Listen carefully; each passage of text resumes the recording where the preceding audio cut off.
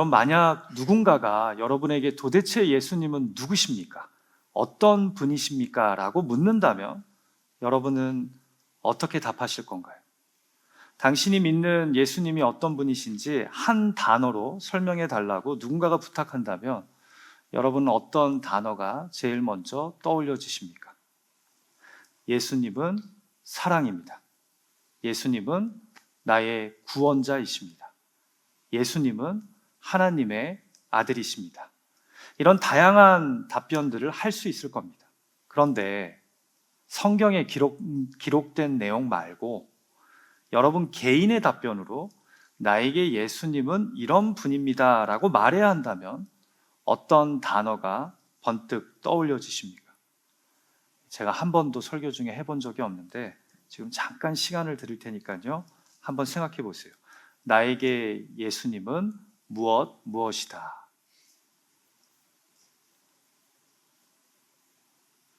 생각을 하라고 하는데 저를 계속 쳐다보세요. 생각을 한번 해보세요. 여러분, 제가 최종적으로 세례문답을 할 때요, 신청자들에게 항상 묻는 질문 중에 하나가 바로 Who is Jesus to you? 당신에게 예수님은 어떤 분이십니까? 꼭 물어봅니다. 여러분, 제가 왜 이 질문을 항상 하는 걸까요? 기독교의 본질은 누가 뭐라고 해도 예수님이기 때문입니다. 아니, 기독교의 본질은 예수님이 전부입니다.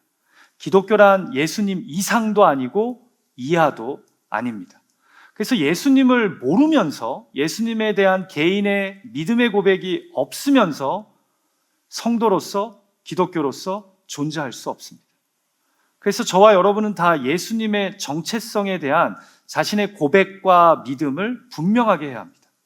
기독교, 크리스찬이티는 크라이스트, 곧 예수 그리스도를 중심에 두는 신앙의 공동체이기 때문입니다.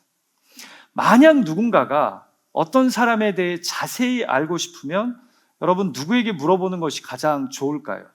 그 사람과 시간을 제일 많이 보낸 사람이 아무래도 가장 잘 알지 않겠습니까? 여러 친구들 중에서도 그 사람과 가장 가까운 베스트 프렌드에게 물어보는 것이 타당하겠죠. 여러분, 사복음서 중에 마가복음을 성령의 감동으로 기록한 마가는요, 사도 베드로의 제자였고, 누가복음을 기록한 누가는 사도 바울의 동역자였습니다. 오직 마태와 요한만이 예수님의 12제자에 속했는데요, 그 중에서도 예수님의 수제자이자 가장 사랑받던 제자가 바로 요한이었습니다. 그래서 그런지 사복음서 중에서도 예수님의 정체성에 대해 가장 많은 공을 들여 기록된 말씀이 바로 요한복음입니다. 그래서 누구든지 예수님이 어떤 분이신지 잘 알고 싶으면 제일 먼저 손을 대야 하는 말씀이 바로 성경 66권 중 요한복음입니다. 그래서 저는 오늘 기독교의 기본 교리 101, 그 세 번째 시간으로요, 요한복음이 그리는 예수님에 대해 교리적으로 좀 살펴보았으면 합니다. 사실 요한복음 1장부터 21장 전체가 예수님이 누구신지에 대해 매우 명확하고 아름답게 소개하는 한편의 마스터피스인데요, 그 중에서도 특별히 책의 서론이라고 할 수 있는 1장의 말씀을 통해 예수님이 누구신지 바르게 이해하고 믿음으로 우리의 신앙을 다시 점검하고 세우는 그런 시간이 되었으면 합니다. 자, 설교를 시작하기 전에 제가 높아심으로 좀 드리고 싶은 말씀이 있는데요, 예수님이 누구인지를 안다는 것이 지식과 정보의 선에서 머문다면 오늘 이 시간은 아무 소용이, 아무 의미가 없습니다. 오늘 우리가 살펴볼 요한복음의 예수님이 나의 예수님이 되어야 하고 그 예수님이 나의 삶에서 경험되는 것이 중요하다는 겁니다. 기도하고 소망하기는 오늘 선포되는 말씀을 통해서 이 성경의 예수님이 나의 예수님으로 경험되고 고백되어지기를 주님의 이름으로 축복합니다. 자, 요한복음 1장은요, 복음서를 시작하며 예수님을 어떻게 소개합니까? 기독교 교리가 이야기하는 우리가 꼭 붙잡아야 할 예수님은 어떤 분이십니까? 자, 우리가 세 가지 질문에 답을 하면서 예수님이 어떤 분인지 좀 알아갔으면 하는데요, 그 첫 번째 질문은 Who is Jesus? 예수님은 누구십니까? 입니다. 그리고 이 질문의 요한복음 1장은요, 예수님은 말씀이라고, 그리고 그 말씀이신 예수님은 곧 하나님이시라고 우리에게 도전합니다. 자, 같이 요한복음의 시작절인 1장 1절 말씀을 우리가 한 목소리로 같이 읽어볼까요? 시작. 태초에 말씀이 계시니라. 이 말씀이 하나님과 함께 계셨으니 이 말씀은 곧 하나님이시라. 여러분, 누구나 이 시작절을 읽으면요, 요한복음은 예수님을 로고스, 곧 말씀이라고 정의한다는 것을 쉽사리 알게 됩니다. 왜냐하면 뒤에 1장 14절 말씀까지 보시면 말씀이 육신이 되어 우리 가운데 거하신다고 하면서 이 말씀이 바로 아버지의 독생자, 곧 유일한 아들임을 암시하거든요. 여러분, 저는 이런 생각을 하게 돼요. 왜 그 많고 많은 수식할 수 있는 단어 중에 요한복음은 로고스, 곧 말씀을 예수님이라고 정의했을까요? 예수님은 사랑이시다. 예수님은 하나님의 아들이시다. 예수님은 영원히 목마르지 않는 생수이시다. 예수님은 생명의 떡이다. 예수님은 부활이요 생명이다. 많은 정의들이 이 요한복음 안에 있는데 왜 가장 중요한 서론 부분에서 이 모든 것을 뒤로 제껴두고 예수님은 말씀이시다라는 단어를 선택한 것일까요?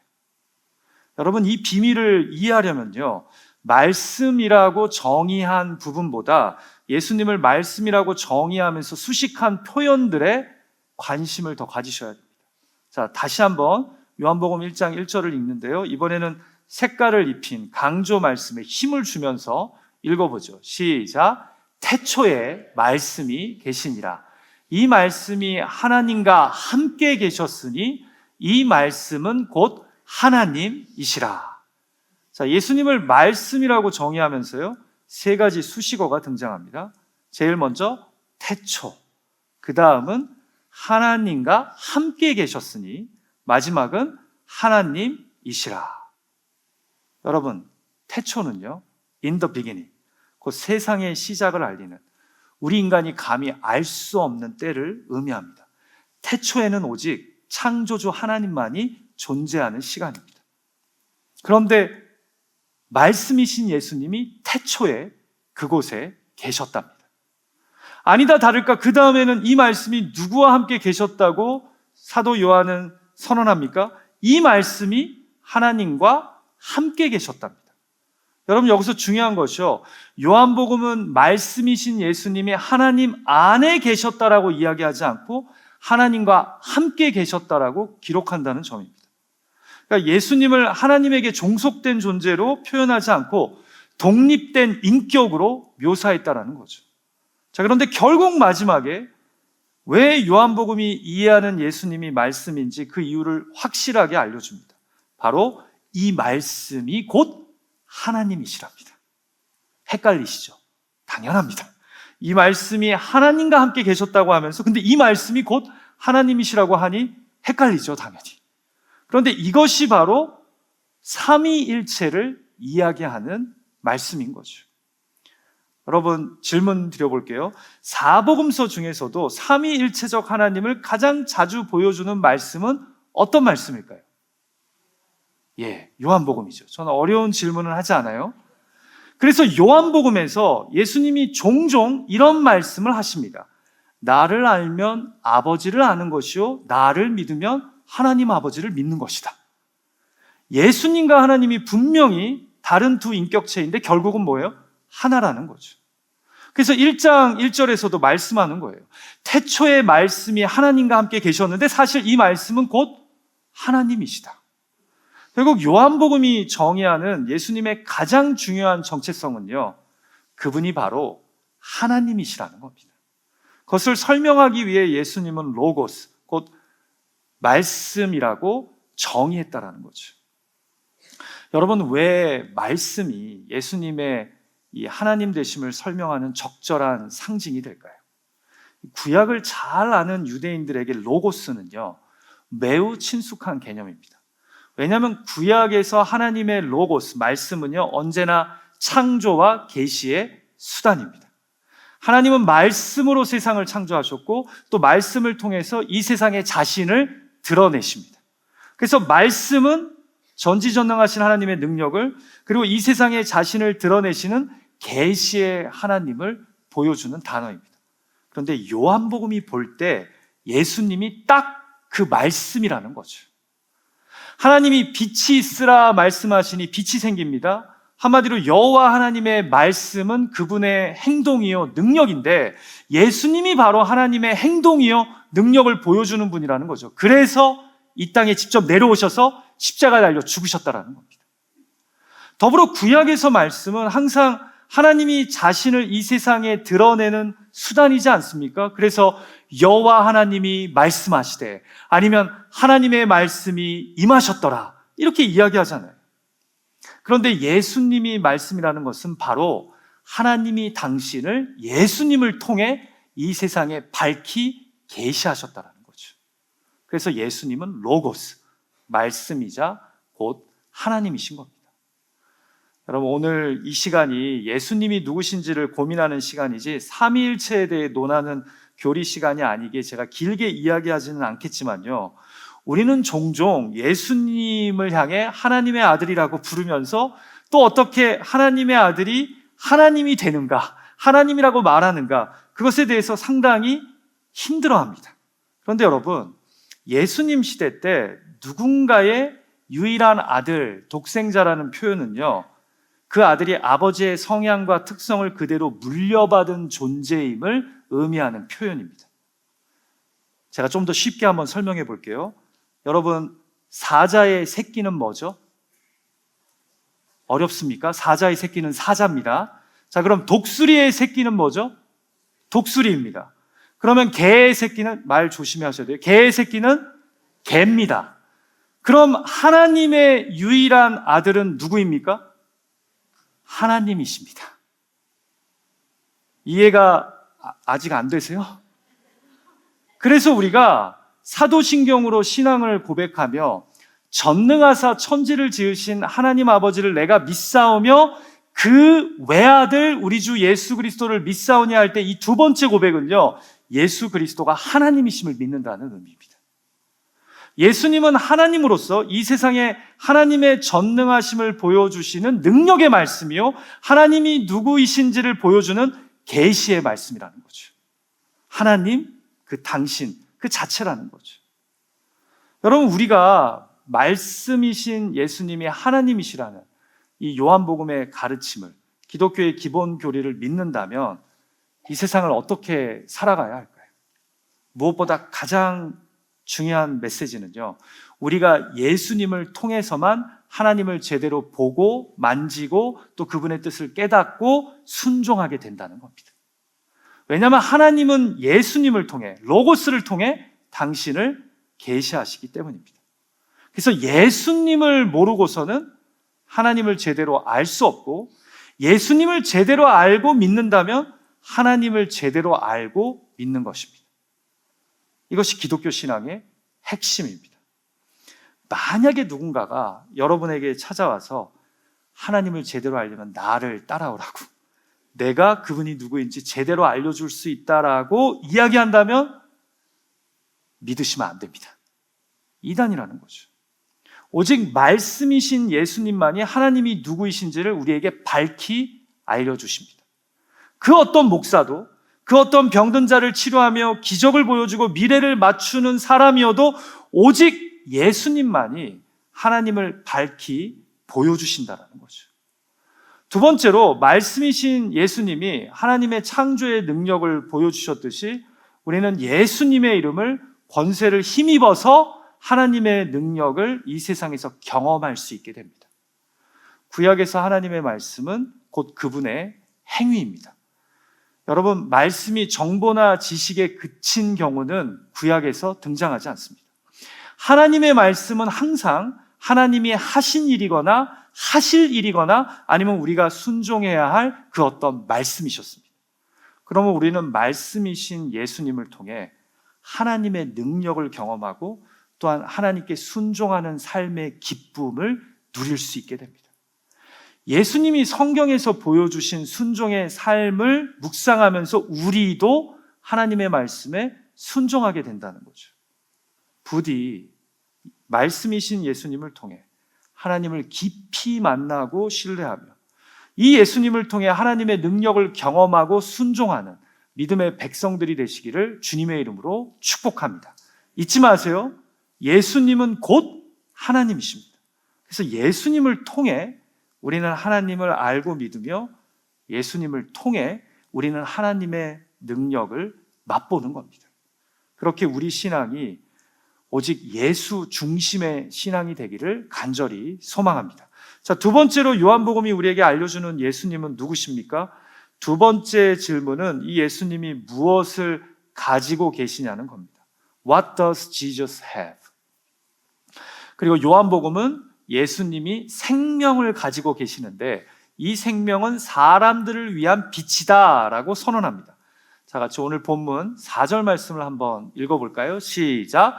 그 안에 생명이 있었으니 이 생명은 사람들의 빛이라. 자, 예수님 안에 생명이 있는데 이 생명은 사람들의 빛이랍니다. 자, 아까 1절에서는 로고스, 곧 말씀이 예수님을 정의하는 이미지로 소개되었잖아요. 그런데 이제는 라이프, 생명을 가지신 분이 예수님이시랍니다. 여러분, 보통 우리가 빛을 생명으로 비유할 때가 많지 않습니까? 한 생명이 죽어가는 것을 빛이 사그라드는 것으로 묘사하거나 불빛이 점점 작아지다가 사라지는 것을 한 생명의 죽음으로 묘사하기도 하죠. 그러니까 흥미로운 것은요, 하나님이 땅이 혼돈으로 가득하고 공허하며 흑암이 깊음 위에 있을 때 제일 먼저 말씀으로 창조하신 것이 무엇이었죠? 빛이었습니다. 빛. 그러니까 빛이 생명의 창조의 시작이었다라는 거죠. 그런데 요한복음에 의하면 말씀이신 예수님에게 바로 이 생명의 빛이 있답니다. 그래서 누구든지 이 예수님을 믿으면요, 참 생명을, 곧 영생을 얻는 겁니다. 참고로 여러분, 요한복음에서 생명은 곧 영생이고 영생은 곧 생명인데요, 여기서 eternal life란 참된 삶, 곧 true life를 의미합니다. 우리가 피조물로서 진정 살아야 할 하나님이 원하시는 삶이 바로 the life요, the eternal life라는 거죠. 그러니까 어두움, 곧 죄로 인해 생명의 빛이 사그라들고 있는 우리들에게 다시 빛을 주실 수 있는 분이 누구라는 겁니까? 예수님이시라는 겁니다. 왜냐하면 예수님 안에 생명의 빛이 있기 때문입니다. 여러분, 흥미로운 것이요, 요한복음은 예수님이 갖고 계신 이 생명이 누구를 위한 것인지를 명확하게 이야기하십니다. 아까 읽었던 4절 말씀에서 분명하게 이 생명은 누구의 빛이라고 얘기해요? 사람들의 빛이라. 그러니까 예수님이 가지신 이 생명의 빛은 자신이 아닌 바로 죽어가는 사람들을 살리는 생명의 빛이라는 겁니다. 죄로 인해 죽어가는 영혼들을 살리는 빛 말입니다. 그래서 예수님이 요한복음 8장 12절에서 또 이렇게 말씀하신 겁니다. 같이 한번 읽어볼까요? 시작! 예수께서 또 말씀하여 이르시되 나는 세상의 빛이니 나를 따르는 자는 어둠에 다니지 아니하고 생명의 빛을 얻으리라. 아멘. 자, 그러니까 요한복음은요, 먼저는 말씀이신 예수님이 하나님이심을, 그래서 우리를 구원하실 수 있는 전능자이시오, 또한 우리에게 하나님을 계시하는 분임을 알린 다음에요, 바로 어둠의 죄로 인해 빛을 잃어가고 죽어가는 우리에게 생명의 빛을 다시 비출 수 있는 구원자이심을 알려주는 겁니다. 왜요? 그분 안에는 생명이 있기 때문입니다. 우리가 피조물로서 원래 살아야 할 참된 삶이, 영원한 삶이 그분 안에 있기 때문입니다. 그래서 동일하게 사도 요한이 기록한 요한일서 5장 11절과 12절 말씀을 보면 이렇게 기록되어 있습니다. 또 증거는 이것이니 하나님이 우리에게 영생을 주신 것과 이 생명이 그의 아들 안에 있는 그것이니라.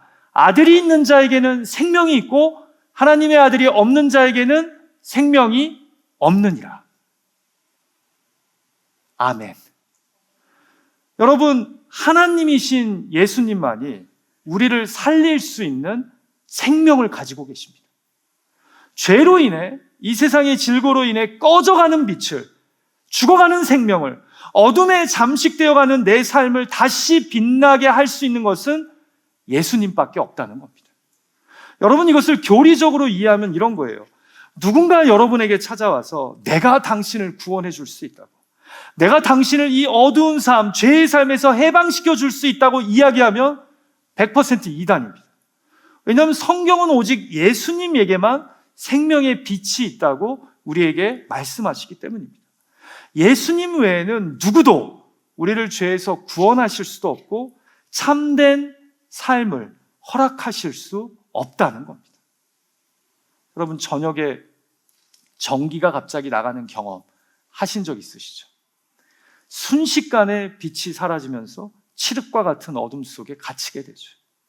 요즘은 손전등을 가정마다 구비해서 바로 이 랜턴을 켜지만 옛날에는 주로 초를 사용했죠. 아주 어렸을 때 제가 한국에서 경험한 일이지만 아직도 선명하게 기억이 나는 것이요. 제가 아파트에 살고 있었는데 저녁에 전기가 나갔어요. 좀 늦은 저녁이었어요. 어두운 암흑 속에 있는데 어머니가 부엌 서랍에 둔 초와 성냥을 힘들게 찾아서 불을 켜서 초에 붙였던 기억이 납니다. 근데 너무 선명하게 기억이 나는 것이요. 성냥에 불을 붙여서 초에 딱 붙이는 순간, 그거 아시죠? 불빛이 퍼져나가는 파장 같은 느낌. 가까운 곳에서부터 시작해서 서서히 넓게 불빛이 퍼져가는 거예요. 이해 못할 경이로움이 그때 들더라고요. 그런데요, 지금 성경이 우리에게 말씀하는 겁니다.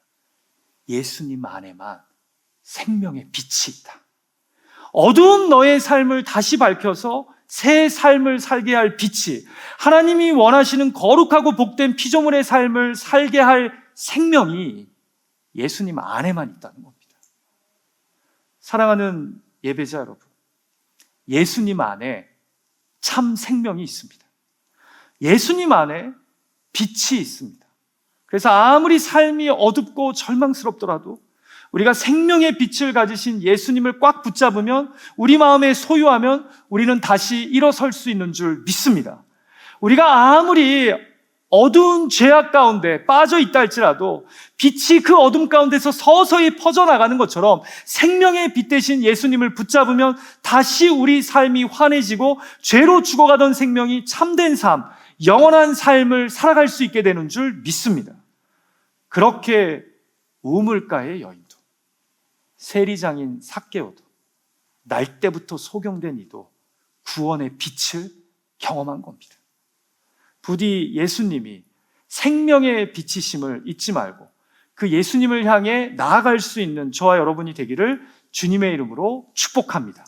우리 옆에 있는 분에게, 또 쑥스러우시면 스스로에게 고백해도 좋아요. 이렇게 고백했으면 좋겠어요. 예수님이 우리 삶의 생명이요 빛이십니다. 시작. 예수님이 우리 삶의 생명이요 빛이십니다. 한 번 더 고백할 때, 좋게 말할 때 이분을 붙잡으십시오. 시작. 좋게 말할 때 이분을 붙잡으십시오. 오늘 이 메시지를 들어야 될 영혼들이 있다라는 거예요. 어디 멀리 가서 살아보려고, 다시 불 피워보려고 하지 말고 생명의 빛을 가지신 예수님에게 나아가는 것이 지혜라는 겁니다. 자, 마지막으로 요한복음이 우리에게 알려주시는 예수님은 누구십니까? 마지막 질문은 이것이에요.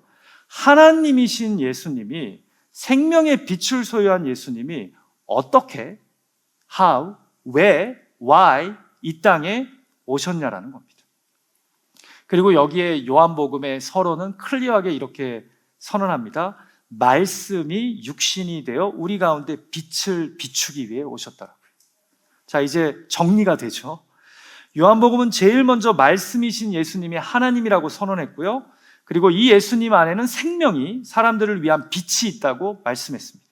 자, 그런데요, 아무리 하나님의 형상으로 지음받은 우리가 연약한 흙으로 지어졌기에 하나님께 구테타를 일으켜 그딴 분 필요 없다고, 내가 내 인생에 하나님 하겠다고 어둠에 거해두여 생명을 잃어가두여 하나님이신 예수님이 우리를 구원하시려고 하늘에서 이 땅으로 내려오셔야 뭔가 일이 진행되는 것 아닙니까?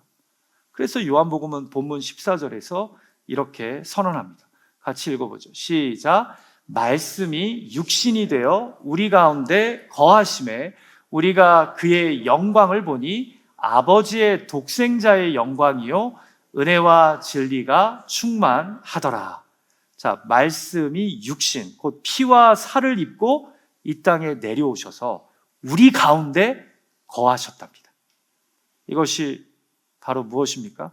예수 그리스도의 성육신의 교리입니다. Incarnation. 하나님이 인간의 몸을 입고 우리를 구원하시기 위해 곧 생명의 빛을 일그러진 형상을 가진 인간들에게 비추시기 위해 이 땅에 오셨다.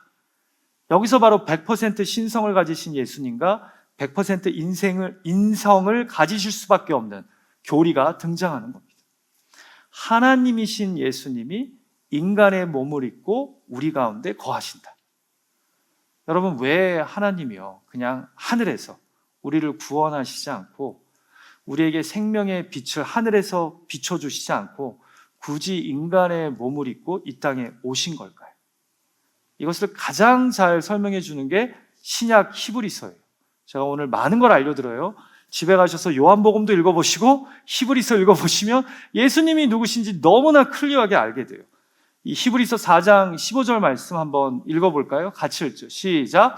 우리에게 있는 대제사장은 우리의 연약함을 동정하지 못하실 이가 아니요 모든 일에 우리와 똑같이 시험을 받으신 이로되 죄는 없으시니라. 이 말씀 한번 그대로 둬보세요.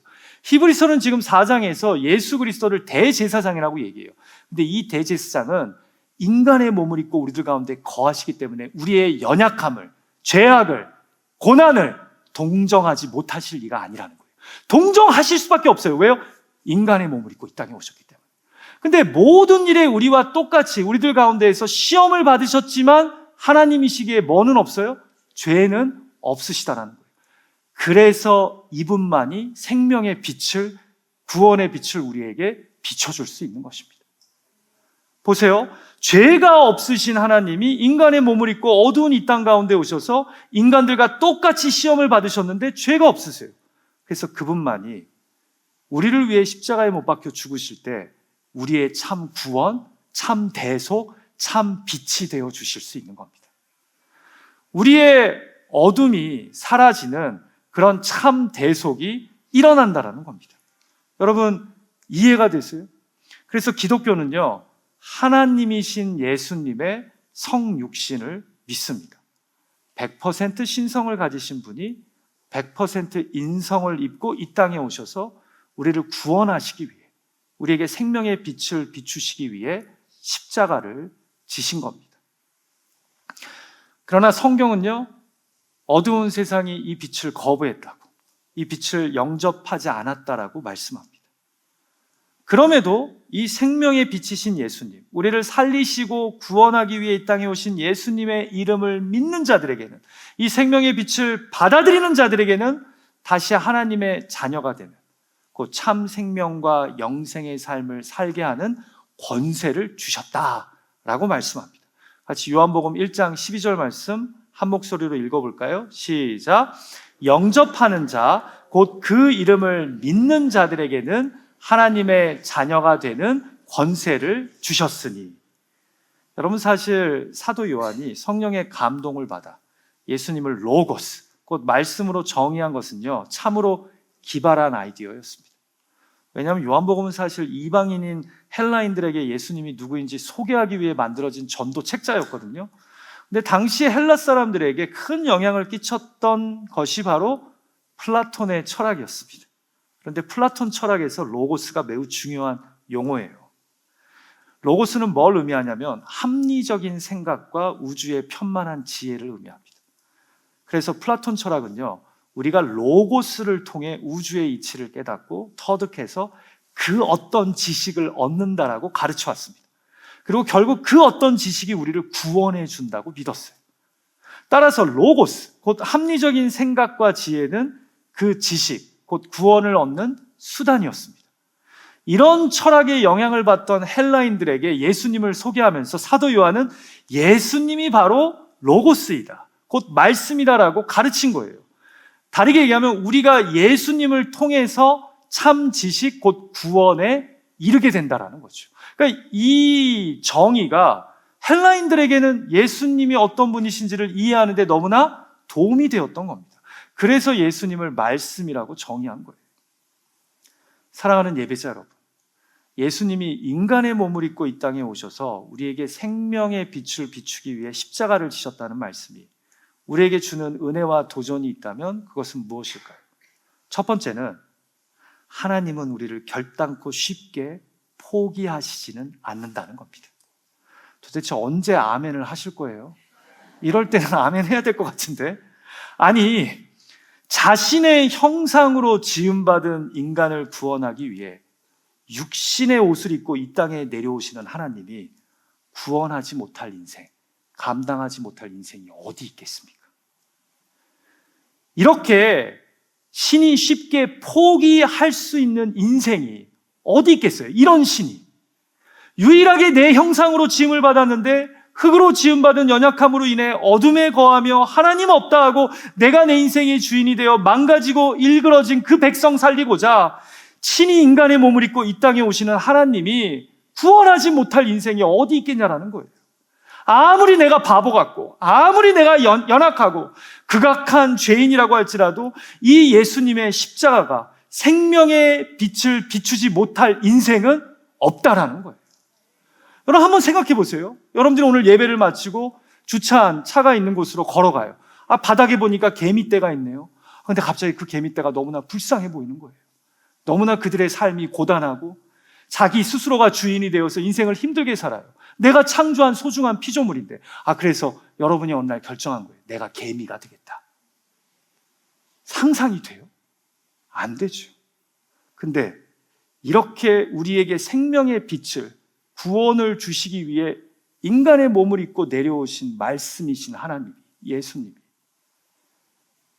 용서하지 못할 죄인이 어디 있냐고요. 다시 살게 만들 수 없는 영혼이 어디 있겠냐라는 거예요.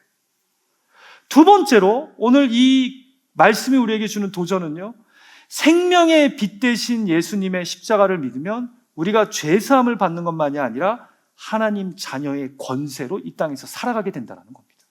1장 12절이 얘기하잖아요. 영접하는 자 곧 그 이름을 믿는 자들에게는 하나님의 자녀가 되는 권세를 주셨다고. 구원의 빛이 다시 우리 삶에 비치면 우리가 하나님의 자녀의 권세를 갖게 된다는 거예요. 근데 여러분, 자녀의 권세 중 최고의 권세는 뭐라고 생각되십니까? 누가 뭐라고 해도 최고의 권세는요, 한 번 자녀는 영원히 내 자녀라는 권세인 줄 믿습니다.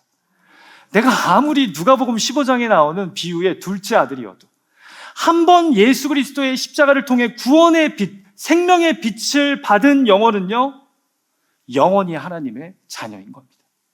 그래서 로마서 8장에 보시면 예수 그리스도의 생명의 빛을 십자가를 통해 받아 자녀가 된 이들은 사도 바울이 뭐라고 얘기해요? 환난이나 공고나 박해나 기근이나 적신이나 위험이나 칼이라도 우리를 우리 주 그리스도 예수 안에 있는 하나님의 사랑에서 끊을 수 없느니라 라고 선언하잖아요. 이게 바로 자녀됨의 권세 아니겠어요? 그것을 저와 여러분이 가졌다라는 거죠. 더불어 자녀의 권세란 로마서 8장 17절 말씀처럼 우리가 이제 예수님을 통해 참 생명, 영원한 생명에 참여하게 됨으로써 주님의 영광과 고난에 동참하는 것을 의미합니다. 같이 로마서 8장 17절 말씀 한번 읽어볼까요? 시작. 자녀이면 또한 상속자, 곧 하나님의 상속자요 그리스도와 함께한 상속자니 우리가 그와 함께 영광을 받기 위하여 고난도 함께 받아야 할 것이니라. 로마서가 구원의 빛을 통해 하나님의 자녀가 된 우리에게 상속자로서 두 가지가 있대요. 하나님의 영광을 상속받고 예수 그리스도의 고난을 상속받게 된대요. 여러분, 우리가 살면서 하나님의 자녀로서 누리게 될 가장 큰 아버지의 영광이 무엇일 것 같습니까? 바로 이 땅에서의 삶이 끝나고 저 하늘 고향에서 하나님 아버지와 영원히 살게 되는 것이 우리가 누리게 될 최고의 영광입니다.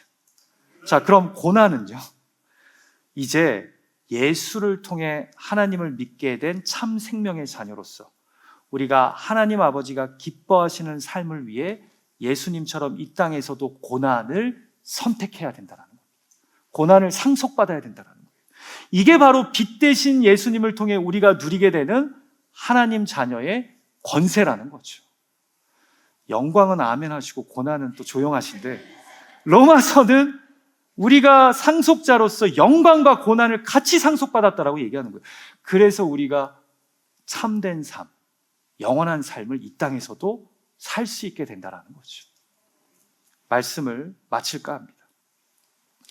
여러분, 저는 찬송가에 참 좋아하는 곡들이 많습니다. 그리고 저와 여러분이 모르는 감춰진 주옥 같은 찬송가들이 정말 많아요. 근데 제가 참 좋아하는 찬송가 중에 하나가 바로 96장 예수님은 누구신가 라는 제목의 찬송입니다. 이 찬송의 가사는요, 캐나다 선교사였던 프레드릭 밀러, 한국명으로 민로아 선교사님이 작사한 찬송가입니다. 여러분들 보시면 찬송가에 민로아라고 적혀 있어요. 선교사님의 한국 이름이에요. 조선 땅에 선교사로 와서 이 선교사님 가정에 3명의 딸들이 있었는데요, 한국에서 2 아들을 갖게 됩니다. 그런데 첫 번째 아들은 태어난 지 6개월 만에 열악한 의료 시설 가운데 죽습니다. 그리고 막내 아들은 태어난 지 하루 만에 하나님의 부르심을 받습니다. 2 아들을 잃고 슬픔에 잠겨있던 선교사님의 아내 안나는 복막염에 걸려서 또 선교지 한국에서 순교하게 됩니다. 그런데 저는 이 찬송가의 가사예요. 그 힘들고 어려운 어둠의 시간을 선교사님이 어떤 예수님을 붙잡고 버티며 살아갔는지 발견하게 됩니다.